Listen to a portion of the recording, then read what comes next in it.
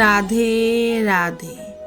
আজ আমরা শুনব মহাভারতের ইতিহাসে সেই অন্তিম অধ্যায়, যা আমাদের শিখিয়ে দেয় যে এই পৃথিবীতে কোনো কিছুই চিরস্থায়ী নয়। এমনকি স্বয়ং ভগবান যখন মানব রূপে অবতীর্ণ হন, তাকেও মর্তের নিয়ম এবং কর্মফলের বিধান মেনে চলতেই হয়। কুরুক্ষেত্রের রক্তক্ষয়ী মহাযুদ্ধ শেষ হয়েছে। 18 দিনের সেই প্রলয়ঙ্কারী যুদ্ধে কৌরবদের বিশাল অক্ষয়হীন সেনা ধূলিসাৎ হয়ে গেছে। জনশূন্য রণক্ষেত্রে দাঁড়িয়ে আছেন শকাতুরা মাতা গান্ধারী। তার সামনে পড়ে আছে তার 100 পুত্রের নিথর দেহ। গান্ধারীর হৃদয়ে তখন শোকের চেয়েও বড় হয়ে উঠেছে ক্রোধ। তিনি দেখলেন শ্রীকৃষ্ণ সামনে দাঁড়িয়ে মৃদু হাসছেন। গান্ধারীর মনে হলো এই সমস্ত ধ্বংসলীলার মূল রয়েছেন এই বাসুদেব কৃষ্ণ।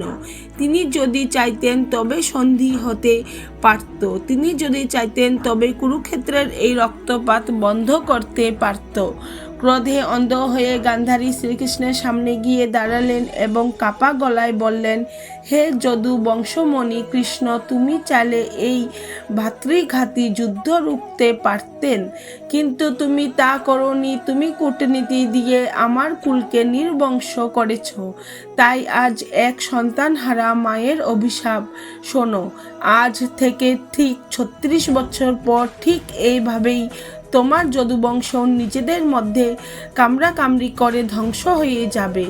তোমার প্রিয়জনরা একে অপরের রক্তে রঞ্জিত হবে, আর তুমি হবে এক অসহায় সাক্ষী। শেষ সময়ে তোমার পাশে কেউ থাকবে না। এক সাধারণ মানুষের মতো বনে নির্জনে এক বেদের হাতে তোমার মৃত্যু হবে। উপস্থিত সবাই এই ভয়ঙ্কর অভিশাপে স্তব্ধ হয়ে গেলেন, কিন্তু ভগবান শ্রীকৃষ্ণ বিচলিত হলেন না।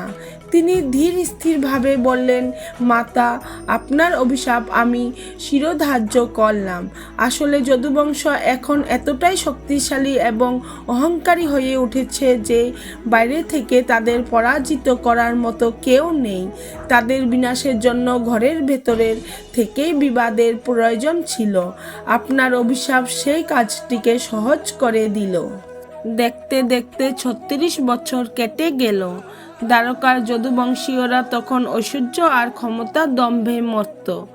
তারা ধর্মকর্ম ভুলে বিলাসিতায় ডুবে গেল। একদিন মহর্ষি বিশ্বামিত্র ও নারদ দ্বারকায় এলে যদুবংশের যুবকেরা তাদের সাথে এক কুরুচিপূর্ণ উপহাস করল। তারা কৃষ্ণের পুত্র শাম্বকে নারীর বেশ সাজিয়ে ঋষিদের সামনে নিয়ে গিয়ে জিজ্ঞেস করল, বলুন তো এই নারীর গর্ভে কি সন্তান জন্মাবে? ঋষিরা তাদের দিব্য দৃষ্টিতে সব বুঝতে পারলেন এবং ক্রোধ হয়ে অভিশাপ দিলেন, এর গর্ভে এক লোহার মুষল জন্মাবে, যা তোমাদের সমগ্র বংশ ধ্বংস করবে। পরদিন সত্যিই শাম্বের পেট থেকে এক লোহার মুষল বের হলো। যদুবংশীয়রা ভয়ে সেই মুষল ঘষে ঘষে গুঁড়ো করে সমুদ্রের জলে ফেলে দিল। কিন্তু সেই গুঁড়ো থেকে সমুদ্রের তীরে জন্ম নিল এরকা নামক এক ধরনের ধারালো ঘাস। একদিন সমুদ্র তীরে এক উৎসবে যদুবংশীয়রা মদ্যপ অবস্থায় নিজেদের মধ্যে পুরনো বিবাদ নিয়ে লড়াই শুরু করল। তারা যখন একে অপরকে মারার জন্য সেই ঘাস মুঠো করে ধরল, দেখা গেল প্রতিটি ঘাস এক একটি ধারালো তলোয়ারের মতো শক্তিশালী হয়ে উঠেছে। মুহূর্তের মধ্যে দ্বারকার সৈকতে ভাতৃঘাতী দাঙ্গা শুরু হলো। বলরাম ও কৃষ্ণের চোখের সামনে সাত্যকী, কৃত্যবর্মা এবং কৃষ্ণের সমস্ত পুত্র ও নাতিরা প্রাণ হারালো। গান্ধারীর অভিশাপ অক্ষরে অক্ষরে সত্য হলো। যদুবংশ ধ্বংস হওয়ার পর বলরাম যোগ বলে দেহ ত্যাগ করলেন। শ্রীকৃষ্ণ বুঝতে পারলেন তার মর্তলীলা শেষ হয়ে এসেছে। তিনি এক নির্জন বনে অশ্বত্থ গাছের নিচে ধ্যানমগ্ন হলেন। জরা নামক এক বেদ দূর থেকে কৃষ্ণের পা দেখে হরিণ মনে করে বিষাক্ত বাণ নিক্ষেপ করল। সেই বাণ কৃষ্ণের চরণে বিদ্ধ হল। শ্রীকৃষ্ণ সেই বেদকে ক্ষমা করলেন এবং নিজের নশ্বর দেহ ত্যাগ করে গোলকধামে ফিরে গেলেন।